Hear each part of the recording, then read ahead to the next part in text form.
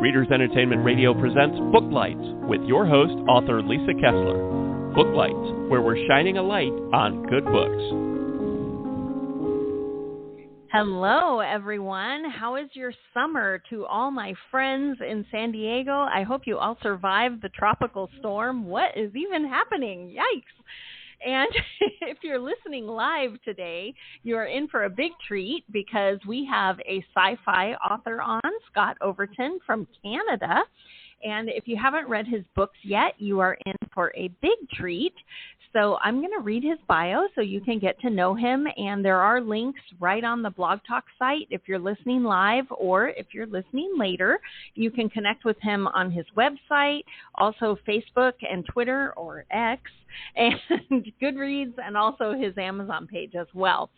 So Scott has had a long career as a radio morning show host, and his first novel, the mystery thriller Dead Air, was set in the radio world, also shortlisted for a Northern Lit Award in Ontario, Canada. Since then, he has taken the reader to even stranger places, including the human bloodstream in his sci-fi debut, The Primus Labyrinth. There we go. It is Monday, but my reading is slow. Science fiction thriller that reviews compare to Michael Crichton and Dan Brown. Scott's short fiction has been published in many sci-fi magazines and anthologies. 15 of his sci-fi short stories have been gathered in the collection Beyond, Stories Beyond Time, Technology, and the Stars. Many more sci-fi novels are on the way. He is a professional member of the Canadian Authors Association and Sci-Fi Canada. Scott's distractions from writing include scuba diving, music, and collector cars. He lives with his wife on a private island in northern Ontario, so we are all sending good vibes that his internet connection holds up. And without any further delay, are you there, Scott? I am here, Lisa, and it's great to talk to you. Thanks for inviting me. Yeah, thanks so much for being here. I was looking over your latest release, Augment Nation, and it was a little terrifying for me when I read the blurb. But do you want to tell everyone about brain augmentations and what this book is about? Well, right. And the impetus for the book was really our relationships with our smartphones these days, because we do give up a lot of privacy and we give up a lot of access to our lives to big corporations with some of these devices, smartphones and, smart home things, devices and right. such. So the story is that the main character has a brain damage from a car accident when he's 14, and he has this device implanted in his brain that connects to his, electrodes connect to his neurons and such. Those kinds of devices have been developed really since the 70s to try to interpret our brain waves and make sense of them to let us control devices or computers. People might know Elon Musk's Neuralink company has been approved by the FDA for human testing just about a month or so ago. And that technology is very much what I describe in the book. So then my main character, as he grows, feeling like an outcast, by the time he's an adult, these devices or similar ones are consumer items. So think of your smartphone on steroids. You don't have to touch any buttons to operate any apps or any touch screens. You just think your way to the internet or anything else that you need a computer enhancement to do. And so we become the AI. Fantastic potential. Well, yeah. I don't get into the AI question in the book so much, because I think if you had somebody like Siri or Alexa in your brain augment, it'd be so schizophrenic. I hope nobody would want to do that. But the idea of thinking your way to, any kind of internet connection or device like that, it's amazing, but it could also be fraught with a lot of peril, potential for evil, So it's a cautionary story. I think it in the lines of Fahrenheit 451, people know, or even, 1984, thinking that far back. We have to really deal with this technology before it gets here and decide how we want to handle it. Yes, for sure. And when you were talking about that, it made me think of, my husband was showing me an article just yesterday about that doctors have actually done used AI, I guess, to take a recording of brain waves of people going under for surgery, and they would play Another Brick in the Wall, Pink Floyd, while they're going under anesthesia, and all of the brain waves are giving off this similar thing, and AI put noise to it, and it's very bizarre to think that you could listen to your brain waves, but you can almost hear a song for sure. I couldn't label it as Brick in the Wall, but the technology is coming along. It's a little terrifying. Well, that's it for sure. And I mean, as I said, people have been able to use more primitive devices. I shouldn't call them that because they are very advanced. The hardware is there to actually pick up these brain waves. There are a number of different processes for doing it. And then really what's advancing now is the algorithms, the software to interpret it. As you're saying, right. The brain waves are being created in the electrical processes of our brain. And all we need to do, once we know how to pick them up with these bits of hardware, is interpret them into something we can understand and recognize. And that's coming along. And I think by the 2040s, it will be a consumer item. That's my prediction. Wow. And do you think that being able to read brainwaves, what would you use it for? Is it for telepathy? I mean, what would you read brainwaves for? When I touch on that, if multiple people have them, and you can connect now with text messaging and voice messaging and phoning and stuff like that, why can't you have something somewhat similar to telepathy, thinking your way through these devices? That's just one kind of thing. What if you could use something similar to Google Maps or Google Street View to let you get around just in your thoughts? Wow. But the marketing element of it. We know we have pretty invasive marketing now with our smartphones. For sure. And some of our devices. Yes. We can walk by a billboard and it knows we're there or something, This kind of technology could make that 10 times more. Right. Yeah. It's always unsettling to me that you can have a conversation with someone, like we were talking about Temu the other night, and all of a sudden both of our Facebook feed ads were for Temu. I'm like, our phones are listening all the time.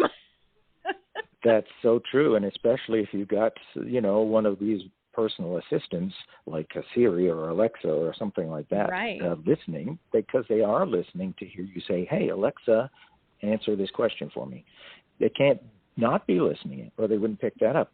So I don't have, I'm not a Luddite or anything like that. I don't have anything against technology, but I am big on privacy as much as I can actually still maintain it. So I never have Siri activated on my phone or anything like that. I don't have any smart home devices or smart TVs. That's just me, but it creeps me out. Well, that's why you're writing these spooky stories about them. Yes, and it should, creep people out, because the technology is always ahead of the law. And unless we can get the, legal stuff arranged ahead of the technology, we're going to be playing catch up again with this again, and that's not great. So the main character in Augment Nation, because he had one implanted since he was 14 and has been getting upgrades in firmware and such, learning all the possible capabilities of it, he's uniquely placed to be able to help people push back against some of the bad stuff when they become a consumer item. So, a kind of reluctant leader of a resistance, if you like. Love it. And I was going to ask, what inspired this story? What made you go, what if you had that in your brain? What was the idea behind it? Well, first, I've always been interested in how the brain works and consciousness and all of those questions of mental activity and such. And then with that and being quite aware of brain-computer interfaces, as they call them, and our smartphone issues and what I was talking about just there about invasiveness and privacy, I thought the two had to go together. I like to write books about strong concepts, strong themes. So as I said in the beginning, this book thematically is intended to make us think about our lives now. The great science fiction may be set in 1,000 years from now, but it's really always about now. It's about us. It's about issues that we face. And so that's kind of what it is. It came from those areas. I love that. And this kind of dovetails into, I was going to ask you, our listeners are always really curious about your writing journey. And I think we mentioned in your bio that your background is morning radio and all that kind of thing. So how did you make that transition from radio to being a sci-fi author? How did all that happen? Well, I don't even know if you can describe it that way. The thing is that I grew up reading voraciously ever since I was little, and especially science fiction when I got into my teens. My father was a big fan of it. We would have big discussions around the dinner table about the latest books and different concepts and such. So I always wanted to be a science fiction writer. And I actually tried to do that when I was much too young and didn't do it very well. But then I found radio was a career that combined a bunch of things that I really liked: music, performing, all these creative aspects of it. And I did enjoy it, but it was a job. It was a paycheck. It was not the passion of being a science fiction writer. So as soon as I was able to, I really made the shift. But it wasn't so much a transition. It was just that I finally was able to do it. Okay. And when you did you have to join writers groups? Did you take classes? What did you do so that you could finally see that first book published? Well, I did all those things. I don't know if you could say you have to, but I certainly find them useful. I believe that no writer can say that they never have to have anything left to learn. You can always learn more about your craft, and at the very least refresh yourself, because all these things come into your head and you kind of try to absorb them and then hope that you'll go into automatic mode where all these things come out. You can't possibly think about them in each little thing every moment you're writing. But I did join writers groups. As we mentioned, the Canadian Authors Association and SF Canada are two of them. And it's good to be able to have a network with other writers who do what you do. And they also provide good educational opportunities. CAA always had a conference, and have not so much lately. COVID was part of that. But they had great educational opportunities, lots of courses and in-person seminars and such. And now there are webinars, and those two organizations have webinars about every month through the summer season, and I host those. As a former broadcaster, I guess it was a natural choice. Very cool. Well, I wanted to mention that you, because you enjoy all of these sci-fi things, and every time I have a sci-fi writer on, it's always tradition, but for you, is it Star Wars or is it Star Trek? I love both, but I have to say I'm on the side that Star Trek is science fiction and Star Wars is fantasy. It's set in space, but I don't think there's a little more magic. It's a little bit more. Not that I don't like that idea, and I think that the idea of the Force and using what we might call paranormal abilities now is perhaps pseudoscience at best, if not fantasy. I think that there is a possibility it could fall into the realm of science as we learn more. It may just be an area where we don't know yet. We're always learning more, and we may learn a way to achieve these items, these activities that we now consider paranormal. Yeah, we just haven't figured out our midi-chlorines or whatever. Yeah, that's right. That's right. I mean, first it was just the Force, which was a spiritual kind of thing. And then George Lucas decided he had to throw in midichlorians to give a sciencey explanation. And I don't think that added anything to the story. But, you weren't a fan of the prequels. No, I can't say I was.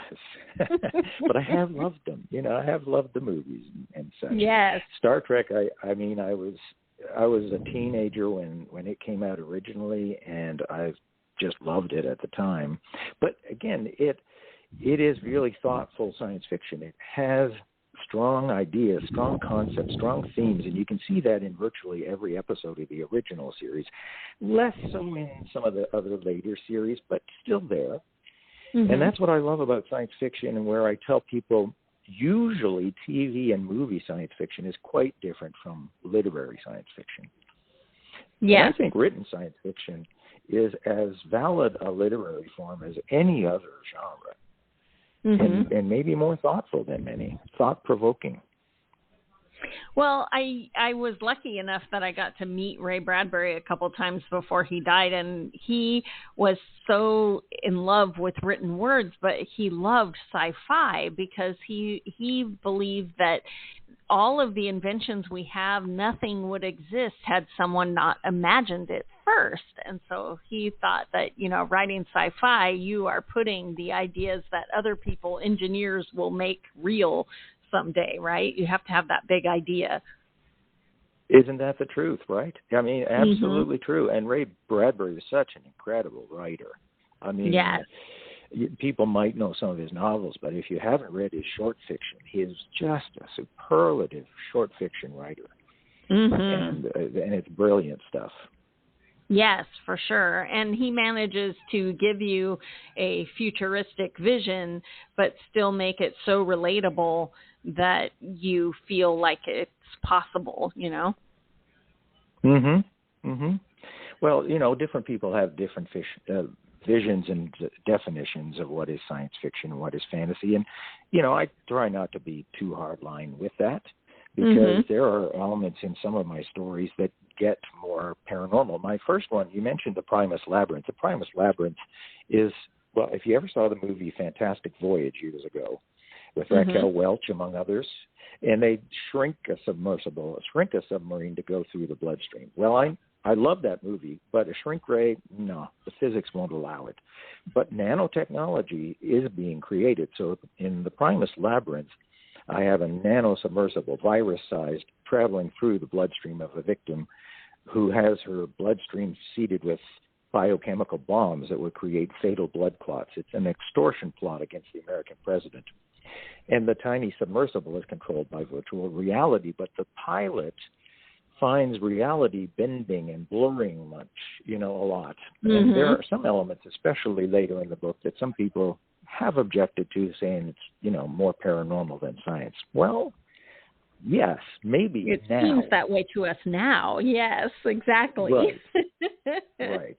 So I try not to hold too hard a line on what is science fiction, what is fantasy, but I do at the same time try to get as much real science in the books as I possibly can. I do research them as much as I can possibly do to get the science right.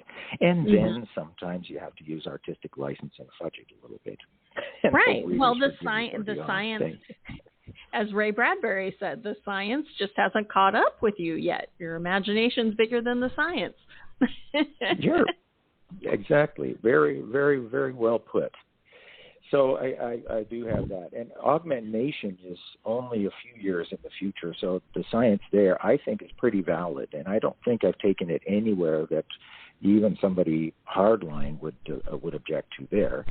The technology is still very accessible. I want to stress that. People compare a lot of my novels to Michael Crichton. So the idea is high concept, thriller plots, very human stories, but pretty accessible and commercial as far as the content and writing go.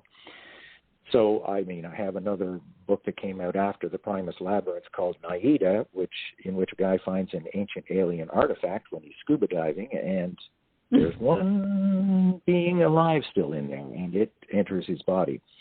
So the idea of a symbiotic alien isn't entirely new by any means. It's been used in a lot of things, including Star Trek episodes and such, Stargate. But this one, I just really wanted to explore what an average, ordinary person would go through if that were to happen to them. What in the world would you do? And so I had a lot of fun with that character. But again, the science, you can only research science on that so much because it's some total unknown territory. for sure. Well, and I like also the shows that are pushing, because I wonder if someday it would be possible. I feel like, nah, it'll never be possible. But those, the idea, like I just finished Picard finally, and his body was dying, and I think I can do the spoiler because it's been out so long, but his body was dying, and so they downloaded his consciousness to put it into, a new android body so that he can still exist. And that show on Amazon Prime, Upload, where when you're going to die, you can, if you're rich enough, you can pay to have your consciousness uploaded, and then you're like in this computerized heaven thing. And I feel like, I know our brains are computers, but how do you feel? Do you think that's going to be possible someday, to make your consciousness on a disk drive? That's a hard call, really, really hard call, but I have written fiction about that. I have written short stories about that, and that concept of, uploading your brain, your mind, your consciousness has been around for quite a long time. But it's one of those things that it's hard to pin down, because no one, as much as they may say so in whatever book you want to read, really knows how consciousness works. They don't know. There are some good theories. So can you ever actually make a copy of something like that when you don't even really understand how it works? It's kind of like Star Trek's transporters. The idea is that they're supposed to capture every molecule, every atom in your body, and be able to make a copy of that and beam it somewhere as energy, and then, rematerialize it. Well, everything's always moving. Everything at the smallest level is always in motion. How do you ever take a still shot of that? Right. You can't, because the nature of it is partly the motion. And then there's a whole quantum question of, everything's in flux, right? It's a possibility until the quantum possibilities, coalesce when you've got an observer observing it. It's mind-blowing, but can you ever capture that and record that?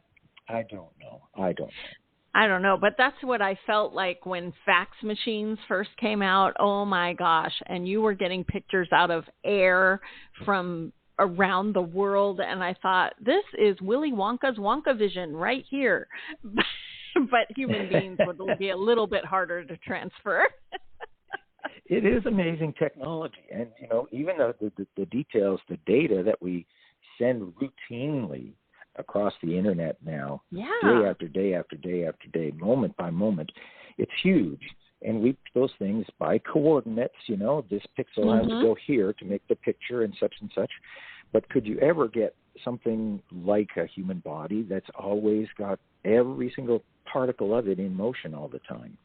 Right. At the quantum level, I don't know. And maybe it's just a matter of time that we could have something that sophisticated. But I can't say never, because I said I have done that in fiction. But I don't generally use that as a device, because I'm really not sure when that could ever go.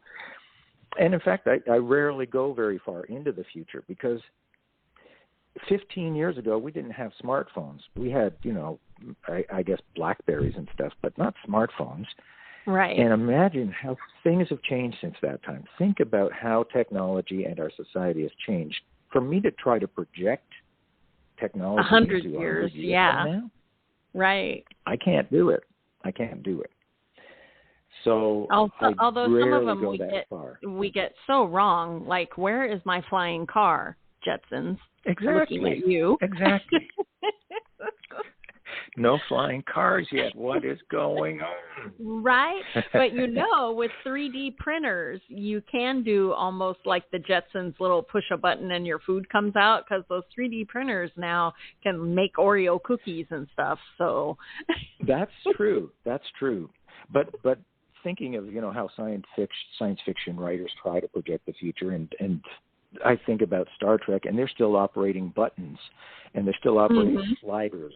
And, it's like, really, our brains will control everything we want to do directly with our minds by that point. It just would look like garbage. It wouldn't be anything visual they could put on TV. Right. That's true. Be very hard to put that into a film medium if everyone's just standing around thinking. Yes. So I sometimes cheat, and I have a kind of a reset in society if I want to go that far in the future where technology gets stalled for one reason or another, and then I can do it. Then I can manage it.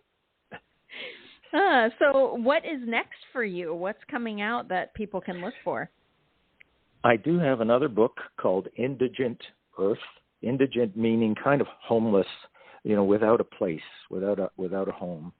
And Indigent Earth postulates that the 1%ers have abandoned a damaged Earth to climate change, pollution, and such, gone to live in space colonies, promised to come back in 500 years to see whoever is left. And the story is set at the time that they decide to come back. It's much about colonialism, really, because this time the rich and powerful are the colonists coming back to an Earth that has become pretty much, as I say, stalled and primitive. So I have a character from Earth and I have a character from the colonies, and a male and female, and when they clash, boy, it's fire and water, like you can't imagine. They are pretty different. So I'm looking forward to that before, I think, the end of September. We'll be able to get that yay. out. All right. So everyone will have to keep their eye out for that. Is that one going to have a little romantic subplot, having a male and female enemies to lovers kind of thing? Subplot. Oh, that's a major plot.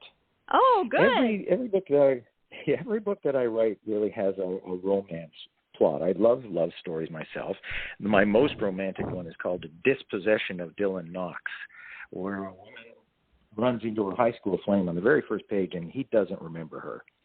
And she knows something's wrong. And when she spends time with him, she realizes he has totally different people, almost from hour to hour. Who's in there? Why is she falling for him again? Who is she falling for? And what's the agenda? So that's a strong romance, mystery, science fiction thriller. It becomes a geopolitical thriller, too, The Dispossession of Dylan Knox, meaning Dylan Knox, the original person, has been dispossessed from his body. So, yeah, I mean, wow, I like that kind of thing, and I like romance elements. And this one, Indigent Earth, coming out, is definitely the fun. Are they attracted to each other? How can they possibly be? But, there's that. Oh, that sounds fantastic. Will it be available everywhere, or is it Amazon only, or how are you distributing that? Yeah, I distribute things everywhere. You'd be able to order them, and I always make sure they're published in paperback, and nowadays I generally publish a hardcover version. Not so quick on the audiobooks, even though I was a radio broadcaster and do narrate audiobooks for other people for money. Oh, nice. So much work, I'm a little bit behind on that. So we'll see how long it takes to get the audiobook out. But ebooks and print books will definitely be available everywhere that books are sold. They might not be stocked in your favorite bookstore, but you'll be able to order them. And my website has all the details about all the books, always sample chapters, book trailers, even an ebook store, although it requires a little more work than just buying it on your Kindle, Right. And I did put a link to Scott's website right there on the Blog Talk site. It's scottoverton.ca, and you can click that and also sign up for his newsletter so that you don't miss when Indigent Earth is coming out. And how else can readers connect with you when they get excited after they read your book? Well, I do have a Facebook author page. I am on Twitter/X, not as active. Of course, I do have an Amazon page and a number of different other places like that. But simply, my website is always the good place to start because it has the links to all those things. And it does connect to my Twitter feed and such. So it's a good place to do that. I don't have a podcast. I don't really blog all that much. But, like I said, if you want to find out about what I'm doing, it'll be eventually on the website as soon as I can get around to it. Yes, I have a very blog that just kind of happens when something new happens. So I understand. Right. Yeah. Blogs were big. I think they're less attractive now to people. They like podcasts. But that's again a lot of work that would take me away from my writing, so I haven't gone that direction. Right. Well, I'm so glad that you could be here today. Thanks so much for coming on the show. And everybody, run out and grab Augment Nation and be on the lookout for Indigent Earth. It sounds fantastic. I appreciate it so much that you've had me on. It's been a great conversation, Lisa. Thanks for joining us on Booklight. Thank you. Be sure to connect with us at www.readersentertainment.com for articles, blogs, videos, and podcasts that matter to readers.